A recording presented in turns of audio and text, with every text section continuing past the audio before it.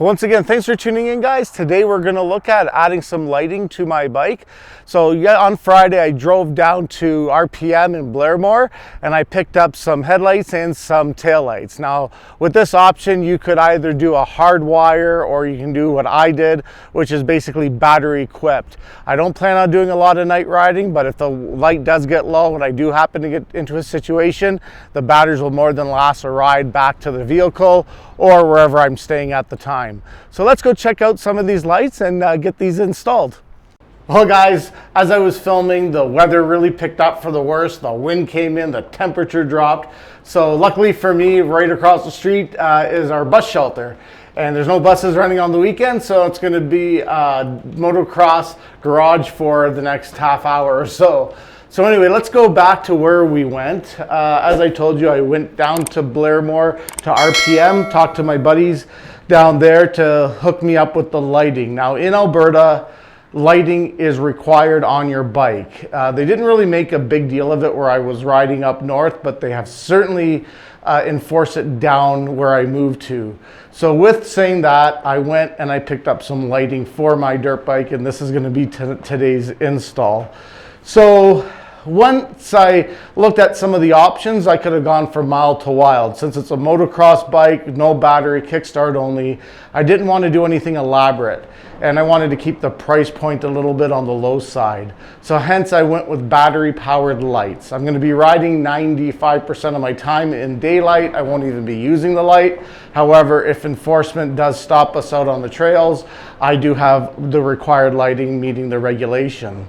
So let's start off. I'm going to do a rear tail light install. So this tail light is going to be approximately around $10 to $12. It's just a simple LED safety light. I did have to buy some extra brackets to put in on the bike so I can mount it properly. This tail light does come with a few different functions. I think 5 different functions. It's got just the light that stays on to illuminate it. Then it's got the flashing lights, that's number 2. And then number 3, it's a slower flash. Number 5, it's an intermittent funky disco flash. And again, it speeds up that funky disco flashing.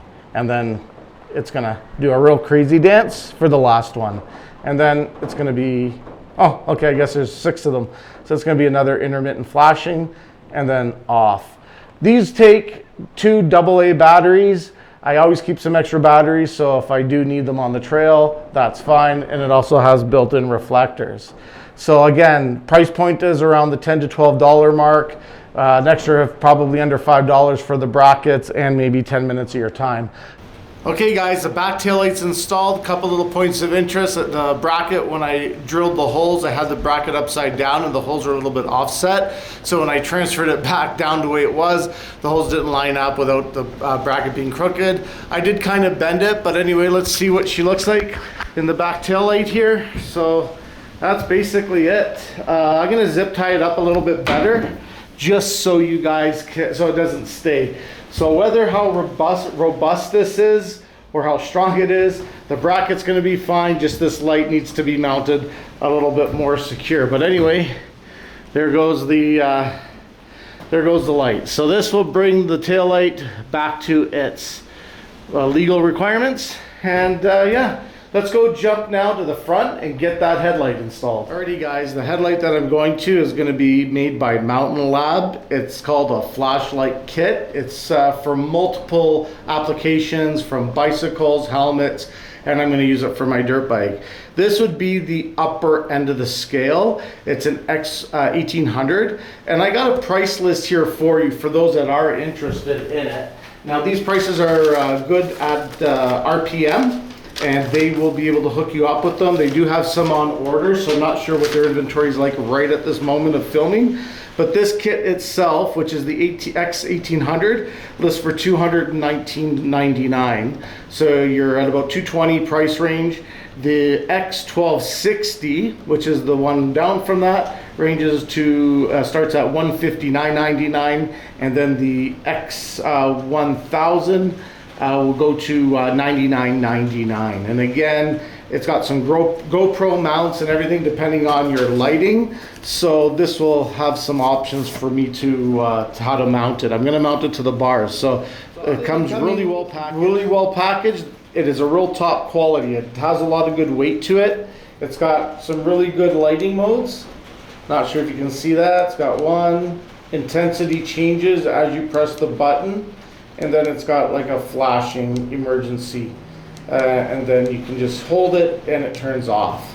You can also charge it through a charging port and also charge your other items if you're running low on battery and you need to charge your cell phone or your action camera. So this is actually a really good battery pack. I'm not tapping into the machine.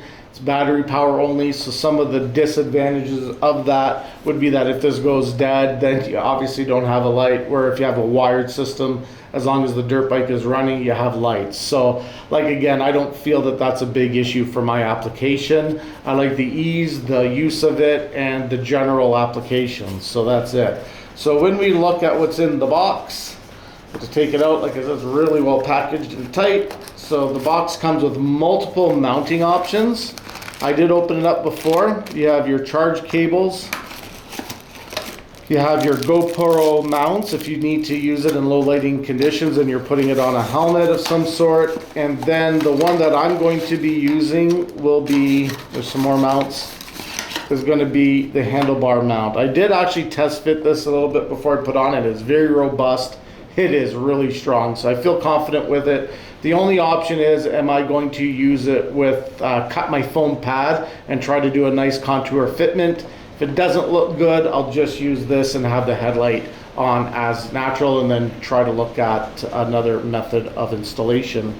So let's go get this installed and then we'll basically look at what she looks like and how functional everything's finished installed. Let's go take a look at how it came out.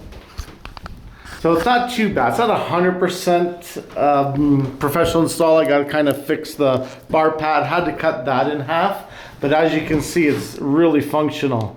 So the lights work really good. Of course, before this video gets output, I'm going to do a little bit of a night shot to see how bright the lights are. Well guys, as the night's falling through, it's not as dark as I want to do the lighting test, but it'll be good enough for this all intensive purpose. So let's go jump behind the bike and see how good the new lighting turned out. So right now everything's off. We'll go in and do a rear tail light. So that's pretty good. So from behind, I got to, like I said, mount it a little bit better, but basically so the back one. Let me just keep that one on. And now for the front light, see what we got. So that's been pretty good with the headlight. So we'll go there. I'm not sure if you can see the stands at all. Those are pretty light. Then we can go a little bit brighter, even brighter. That's actually pretty good. And then that's alternate brightness. So you can even see the atrium there. It's pretty good, decent. Can see the tracks and all that. Of course, I can adjust it so it sits a little bit down. Again, this one here is now going to be more of a flasher. So I'm not sure what that system's for, in case maybe just to signal somebody when you're walking so you don't blind anybody. A little bit more bright. So from the side of it, looks pretty good. And then we've got tail light from the back, not too bad, and then got the brightness. So all in all, a really good option to have. Again, something that you'll need to safely and legally ride the trails here in Alberta. Again guys, thanks for coming along. If you have any questions, comments, leave them down in the box below. Look forward to my next mod, which will be the skid plate. That'll come out later this week, and we continue with our enduro modifications of my 2003 Suzuki RM125. So guys, thanks a lot for coming along, and we'll catch you on the next episode.